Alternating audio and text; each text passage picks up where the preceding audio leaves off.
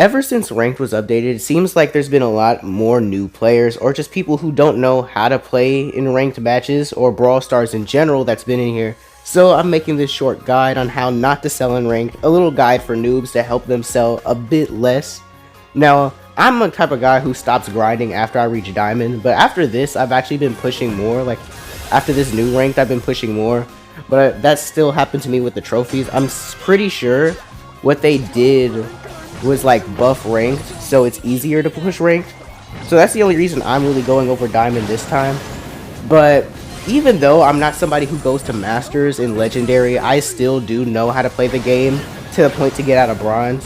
And I'm going to help you get out of Bronze, Silver, and Gold, and hopefully pass me in Diamond.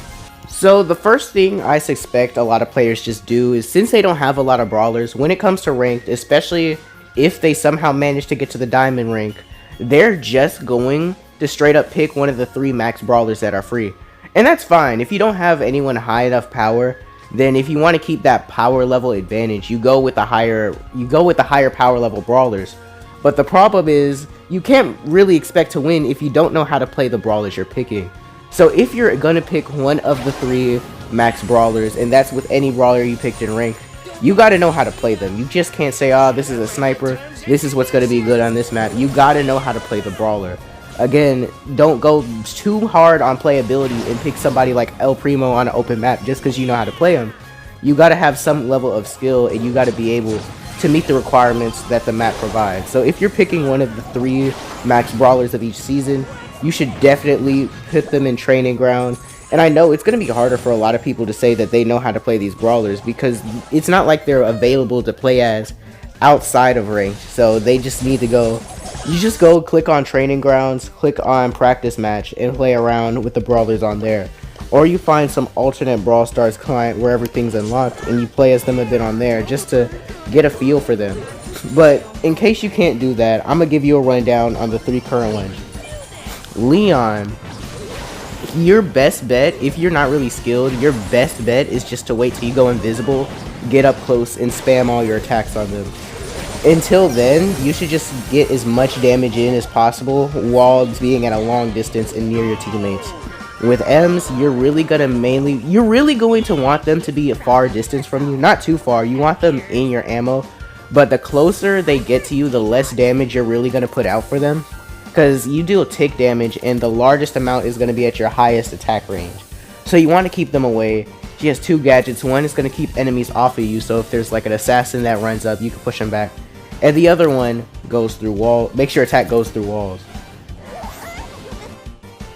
Next up is Gene, and honestly, I don't know, because I feel like even if I explain this, a lot of newer players are still not going to understand how Gene works.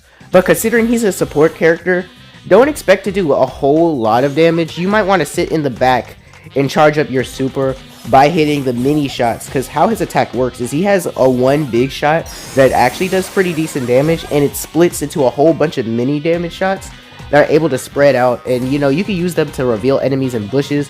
They're not going to do enough damage to like kill anyone, I don't believe, unless they're super low, but it'll be enough to get your super charged up, and what your super will allow you to do is pull enemies.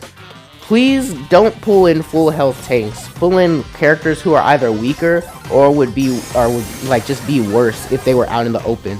And try not to pull too many people who are OP over to you, and especially not when your teammates are next to you.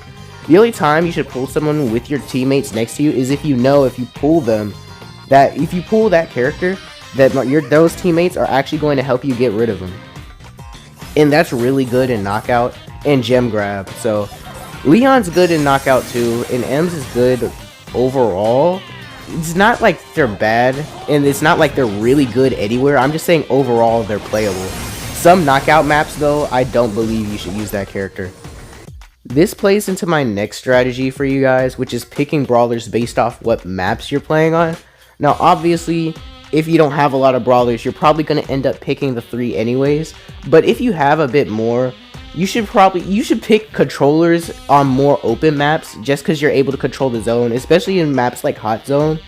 And tanks are really good too, because if you don't have a tank on your team and you're going to Hot Zone, 9 times out of 10 you could get a lot of kills, and your team could have the highest like kill to death ratio, highest damage, but they're probably going to end up in the zone longer than you. So I recommend like a healer and a tank for hot zone, controller for hot zone too, because you're able to get more people who are in the zone. Since your attacks are a lot wider, it really forces the enemy to stay out of the zone. And then, you know, open maps, snipers, damage dealers are pretty good overall, but don't pick anyone like short range on something you know looks like a higher range map. And I'm not going to pull out with a whole lot of cheat sheets or anything. You can find those online. There's literally ranked cheat sheets in other ranked guides that have those. But here's something. If you ever want to know what brawler to pick, after the map is chosen, it's going to be on the top left corner. You can click up there and it will give you the whole map layout. It should be pretty obvious to see what brawlers would work on certain maps. I'm not going to provide examples though, because I'm lazy.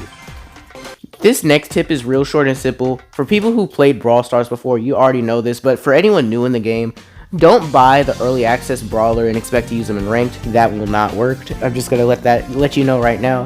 They may be OP in every other mode, but they're not allowed in ranked because early access. But if you wait for their official release, you'll be able to use them.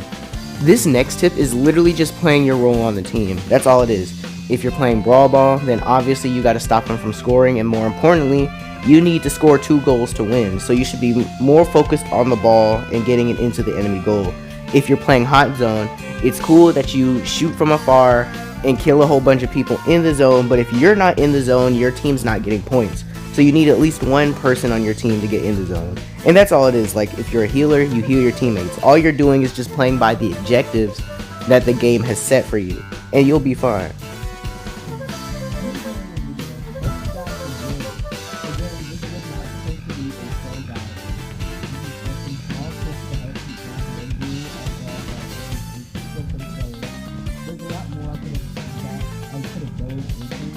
But I kind of just prefer to keep it like this, the full video with the little information. I had to upload it in like 3 days.